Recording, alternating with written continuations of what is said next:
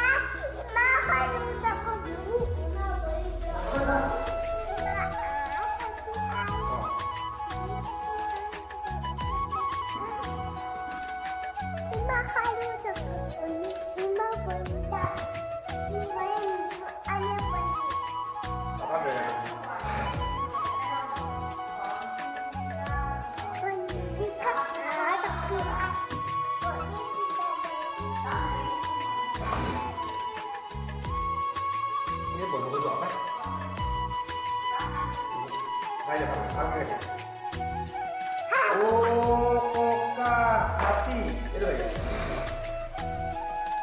গাই আপোনালোকে কৈ যায়